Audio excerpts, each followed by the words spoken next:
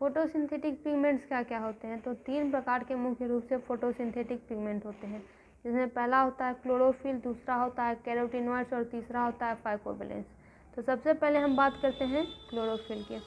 Chlorophyll term सबसे पहले Pierre Joseph Pelletier और जोसेफ बीएनएम कैवेंटाउ ने दिया था। ये होते क्या हैं? तो ये various type of green water soluble pigments होते हैं और क्लोरोफिल पिगमेंट के भी कुछ टाइप होते हैं, जिसमें पहला होता है क्लोरोफिल ए। क्लोरोफिल ए को यूनिवर्सल पिगमेंट भी कहते हैं। फोटोसिंथेटिक बैक्टीरिया को छोड़कर ये सभी प्रकार के फोटोसिंथेटिक ऑर्गेनिज्म में पाए जाते हैं।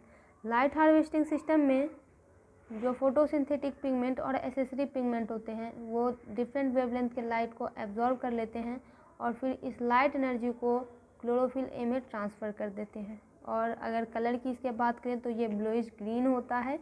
ये पेट्रोलियम ईथर में डिज़ोल्व भी हो सकते हैं। इसका मॉलिक्यूलर फार्मूला हो जाएगा क्लोरोफिल ए का C55H72O5N4Mg। फिर बात करते हैं क्लोरोफिल बी की। ये सभी प्रकार के हायर प्लांट में मौजूद होता है। इसका कलर ऑलिव ग्रीन होता है। क्लोरोफिल ए के मुकाबले ये कम अमाउंट में प्रेजेंट होता है। ये 90% मिथाइल अल्कोहल में ये डिज़ोल्व हो सकता है।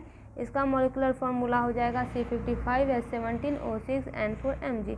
फिर बात करते हैं क्लोरोफिल सी की। ये डायटम्स के रूप में प्रेजेंट रहता है। डायटम्स में, डायनोफ्लेजिलेट में और ब्राउन एल्गी में ये प्रेजेंट होता है। इसका केमिकल फार्मूला C35H32O5N4Mg होता है। फिर बात करते हैं क्लोरोफिल डी की। तो ये टेडपोल शेप का मॉलिक्यूल है। इसकी हेड पोरफायरिन होती है जो कि 4 पायरोल रिंग्स से बनी होती है, इसीलिए इसे टेट्रापायरोल भी कहते हैं। जो नॉन आयनिक एमजिक आयन होते हैं वो सेंटर में हेल्ड होते हैं कोवेलेंट बॉन्ड के द्वारा और 2 कोऑर्डिनेट बॉन्ड के द्वारा। क्लोरोफिल ए की बात करें तो सेकेंड पायरोल रिंग का 3rd कार्बन मिथाइल ग्रुप का होता है, जबकि क्लोरोफिल डी में मिथाइल ग्रुप को एल्डिहाइड ग्रुप रिप्लेस कर देता है। इसका मॉलिक्यूलर फार्मूला हो जाएगा C20H39OH। वाटर में ये इंसॉल्युबल होता है क्योंकि इसका जो साइड चेंज होता है, फाइटोल का जो साइड चेंज होता है उसमें इंसॉल्युबल कार्बन और हाइड्रोजन एटम होते हैं, जिनके कारण क्लोरोफिल मॉलिक्यूल को ये इमोबिलाइज कर देता है। क्लोरोफिल के सिंथेसिस के लिए लाइट की ज़रूरत होती है और इसका स्टार्टिंग मटेरियल ग्लाइसिन और सक्नाइल कोएंजाइम ए होता है। इसका मॉलिक्यूलर फार्मूला हो जाएगा C54H70MgO6N4। फिर हम क्लोरोफिल ई की बात करते हैं। ये बहुत रेयर और येलो इन कलर होता है। ये बॉक्सीरिया में देखा जा सकता है। फिर बात करते हैं बैक्टीरियो क्लोरोफिल की। ये बैक्टीरिया में देखा जाता है, इसलिए इसका नाम बैक्टीरियो क्लोरोफिल है। ये क्लोरोफिल ए से ही सिमिलर होता है, बस जो है एक अंतर होता है प्रेजेंस ऑफ एसिटाइल ग्रुप का। फिर है मॉलिक्यूलर फार्मूला, इसका हो जाएगा C55H74O6N4Mg। फिर हम बात करते हैं क्लोरोबियम क्लोरोफिल की। इसे बैक्टीरियोवेडिन भी कहा जाता है। टेट्रापायरोल न्यूक्लियस में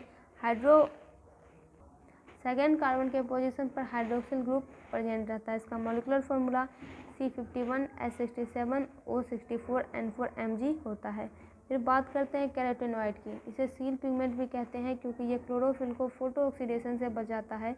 ये वाटर इंसॉल्युबल एसिडिक पिगमेंट होते हैं जिसका कलर येलो ऑरेंज होता है।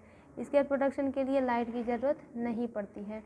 ये ब्लू और वायलेट लाइट को एब्जॉर्ब कर लेते हैं और ये टाइटर जनरल में टाइटर पीन्स होते हैं।